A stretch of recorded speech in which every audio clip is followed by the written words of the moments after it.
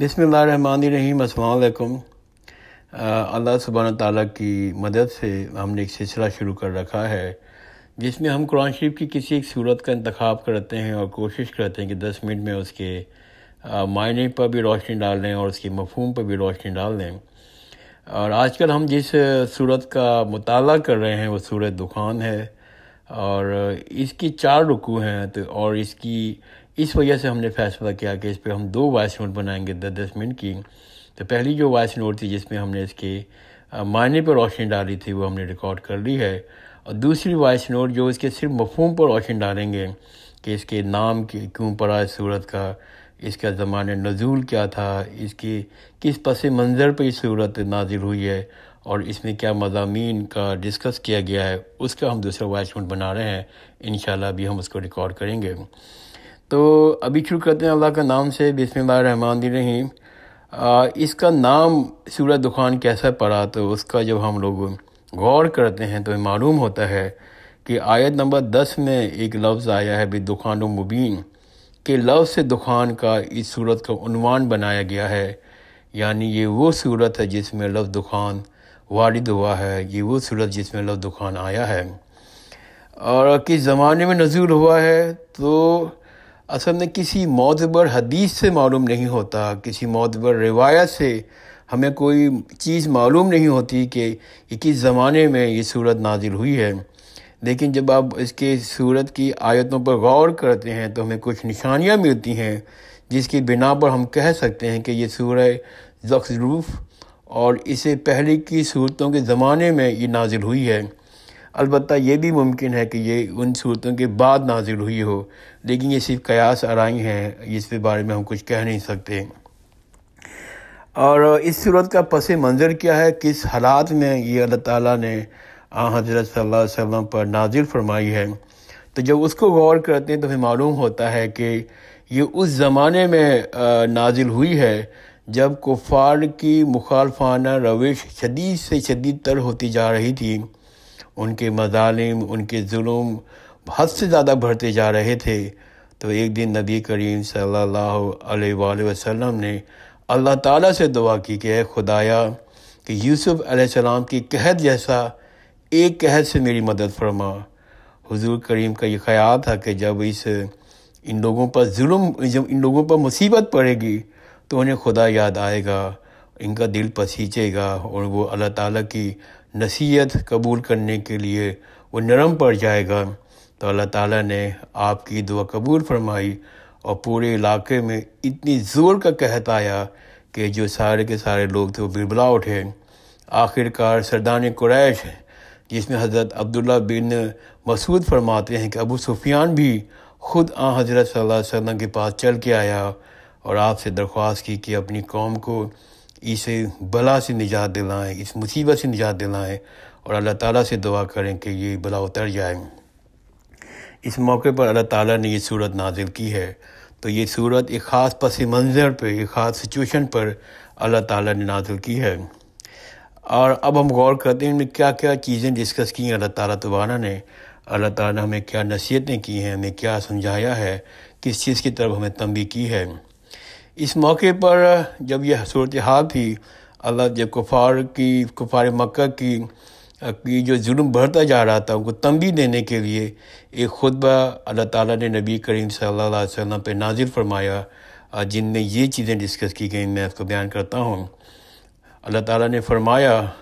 کہ تم لوگ، ایک پہلی بات یہ کی کہ تم لوگ اس قرآن کو محمد صلی اللہ علیہ وسلم کی تصنیف سمجھنے میں غلطی کر رہے ہو۔ تم لوگ سمجھ لو کہ یہ قرآن محمد صلی اللہ علیہ وآلہ وسلم خود بنا رہے ہیں، خود لکھ رہے ہیں۔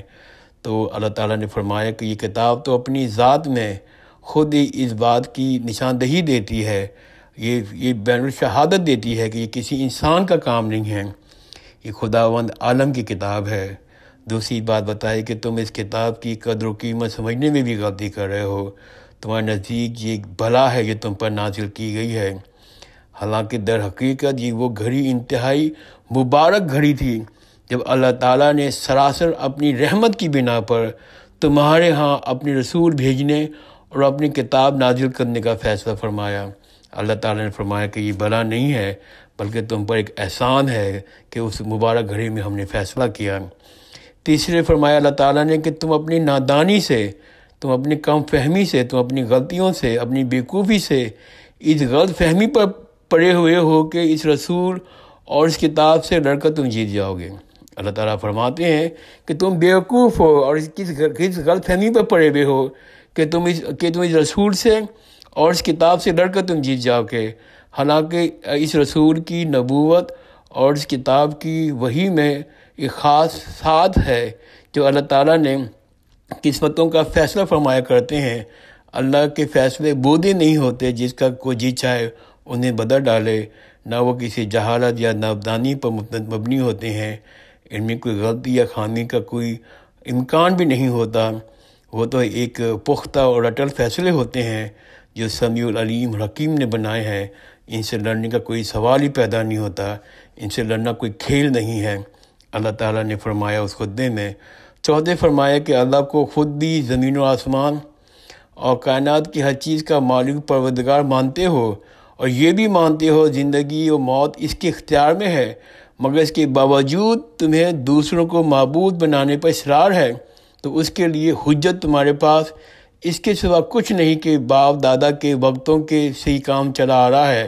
حالانکہ اگر کوئی شخص شعور کے ساتھ یہ یقین رکھتا ہے کہ اللہ ہی مالک و پروردگار ہے، زندگی و موت کا مختار ہے، اسی کے ہاتھ میں سب کچھ ہے، تو ایسے کبھی یہ شبہ تک لاحق نہیں ہوتا کہ معبود ہونے کے مستحق اس کے سوا کوئی دوسرے بھی ہو سکتے ہیں۔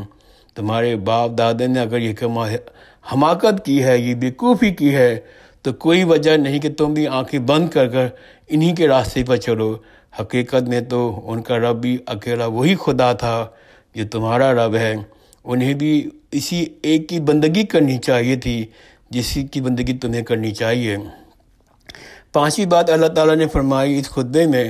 کہ اللہ کی ربوبیت اور رحمت کا تقاضا صرف یہی نہیں ہے کہ تمہارا پیٹ پالے، بلکہ یہ بھی ہے کہ تمہاری رہنمائی کا انتظام کرے۔ اس رہنمائی کے لیے اس نے رسول بھیجے ہیں اور کتاب نازل فرمائی ہے۔ ان سب تمہید کے بعد، ان سب باتیں کہنے کے بعد اللہ تعالیٰ نے قحط کے بارے میں اللہ تعالیٰ نے اب جواب دیا ہے کہ جو اس وقت درپیش تھا جب یہ صورت نازل ہوئی ہے، جیسا کہ میں نے پہلے عرض کیا تھا کہ اللہ تعالیٰ فرماتے ہیں کہ یہ قحط نبی صلی اللہ علیہ وسلم کی دعا پر آیا تھا۔ حضور نے اس کے لیے دعا اس خیال سے کی تھی کہ مصیبت پڑے گی تو کفار کی اکڑی ہوئی گردنیں ڈھیلی پڑ جائیں گی، شاید پھر یہ حرف نصیحت ان پر کارگر ہو، شاید پھر یہ نصیحت کی بات ان کے دل پہ اتر جائے۔ یہ توقع اس وقت کسی حد تک پوری ہوتی ہوئی نظر آ رہی تھی، کیونکہ بڑے بڑے جو دشمن تھے اسلام کے، وہ مرے جا رہے تھے، بلبلا رہے تھے، اور کہ پروردگار یہ عذاب ہم پر سے اٹھا دے، یا پروردگار یہ عذاب ہم پر سے ٹال دے تو ہم ایمان لے آئیں گے، کہ اے پروردگار یہ عذاب ہم پر سے ٹال دے تو ہم ایمان لے آئیں گے۔ اس پر ایک طرف تو نبی نے فرمایا کہ ایسی مصیبت یہ لوگ کہاں سبق لینے والے ہیں۔ انہوں نے جب اس اسلام رسول کی طرف سے منہ موڑ لیا، جس کی زندگی سے، جس کے کردار سے، جس کے کام سے اور کلام سے اعلامیہ نازل ہو رہا تھا کہ وہ یقیناً خدا کے رسول ہیں، اب محض ایک قحط ان کی غفلت کیسے دور کرے گا۔ دوسری طرف کفار کو مخاطب ہوتے فرمایا، ارشاد فرمایا کہ تم بالکل جھوٹ کہتے ہو کہ یہ عذاب تم پر سے ٹال دیا جائے تو تم ایمان لے آؤ گے۔ ہم اس عذاب کو ہٹا دیتے ہیں، ابھی معلوم ہو جاتا ہے کہ تم اپنے وعدے سے کتنے سچے ہو۔ تمہارے سر پر تو شامت کھیل رہی ہے، تم ایک بڑی ضرب مانگ رہی ہے، تم کو تو ایک بڑی چوٹ کی ضرورت ہے، تم کو تو ایک بڑی عذاب کی ضرورت ہے، کیونکہ ہلکی چوٹوں سے تمہارا دماغ درست نہیں ہوگا۔ اس سلسلے میں آگے چل کر حضرت اللہ تعالیٰ نے فرمایا کہ فرعون اور اس کی قوم کا حوالہ دیا ہے اس آیت میں، اس صورت میں، اور فرمایا ہے کہ ان لوگوں کو بھی ٹھیک یہی آزمائش پیش آئی تھی جس سے اب کفار قریش کے سرداروں کا سابقہ پڑ رہا ہے۔ ان کے پاس بھی ایک ایسا ہی معزز رسول آیا تھا، انہوں نے بھی یہ صریحاً علامتیں اور نشانی دیکھ لی تھیں جن سے ان کا معمور من اللہ معنی صاف ظاہر ہو رہا تھا، پھر بھی وہ نشانیوں پہ نشانیاں دیکھتے چلے گئے، مگر اپنی ضد سے باز نہیں آئے، یہاں تک کہ آخر کار رسول کی جان لینے کے در پہ ہو گئے۔ نتیجہ وہ کچھ دیکھا جو ہمیشہ کے لیے زبان عبرت بن گیا ہے۔ اس کے بعد دوسرا موضوع آخرت کا ذکر کیا گیا تھا ان صورت میں، آخری کی صورتوں میں، آخری آیتوں میں، جس میں کفار مکہ کو شدت سے انکار تھا۔ وہ کہتے تھے کہ ہم نے کسی کو مرنے کے بعد دوبارہ اٹھ کر آتے نہیں دیکھا، تم اگر دوسری زندگی کے دعوے میں سچے ہو تو اٹھا لاؤ ہمارے باپ داداؤں کو، جس کے جواب میں عقیدہ آخرت کی دو دلیلیں مختصر طور پر اللہ سبحانہ تعالیٰ نے ان کی آخری آیتوں میں بیان فرمائی ہیں کہ اس عقیدے کا انکار ہمیشہ اخلاق کے لیے تباہ کن ثابت ہوتا رہا ہے۔ دوسری یہ کہ کائنات کسی کھیلنا نہیں ہے، یہ کائنات کوئی کھیل کود نہیں ہے، بلکہ یہ حکیمانہ نظام ہے، اور حکیم کا کوئی کام عبث نہیں ہوتا، حکیم کا کوئی کام میں کوئی غیب نہیں ہوتا، کوئی عیب نہیں ہوتا، حکیم کی کوئی کام میں کوئی کمی نہیں رہتی، وہ ہر لحاظ سے پرفیکٹ ہوتا ہے۔ پھر کفار کے اس مطالب کو کہا اٹھا لاؤ ہمارے باپ داداؤں کو، تو یہ جواب دیا گیا کہ یہ کام روز روز ہر ایک کے مطالبے پہ نہیں ہوگا، بلکہ اللہ نے ایک خاص وقت مقرر کیا ہے جب سارے تمام انسان بیک وقت جمع کرے گا اور اپنی عدالت میں اس کا محاسبہ فرمائے گا۔ اس وقت اگر کسی کو فکر کرنی ہو تو کر لے، اس وقت اگر کسی کو فکر کرنی ہو تو کر لے، کیونکہ وہاں کوئی اپنے زور سے نہ بچ سکے گا، نہ کوئی کسی کو بچا سکے گا۔ اللہ کی عدالت کا ذکر کرتے ہوئے جو لوگ مجرم قرار پائیں گے ان کا انجام کیا ہوگا، پھر وہاں سے کامیاب ہو کر نکلیں گے ان کا انعام کیا پائیں گے، یہ بات کہہ کے بات ختم کر دی گئی ہے۔ تم لوگوں کو سمجھانے کے لیے قرآن سیدھی زبان میں تمہاری اپنی زبان میں نازل کر دیا گیا ہے۔ اب اگر تمہیں سمجھنا ہے تو سمجھ لو، انجام بدی دیکھنے پر اگر تم اصرار کر رہے ہو تو ٹھیک ہے، اس کا انتظار کر لو، ہمارا نبی بھی انتظار کر رہا ہے، جو کچھ ہونا ہے وہ اپنے وقت پہ سامنے آ جائے گا۔ ان چیزوں کا اللہ تعالیٰ نے اس صورت میں ذکر کیا ہے، اور اگر کسی صاحب کو کوئی معنی پوچھنے یا ڈسکس کرنا ہے تو مجھے کانٹیکٹ کر سکتا ہے۔ جزاک اللہ خیر، خدا حافظ۔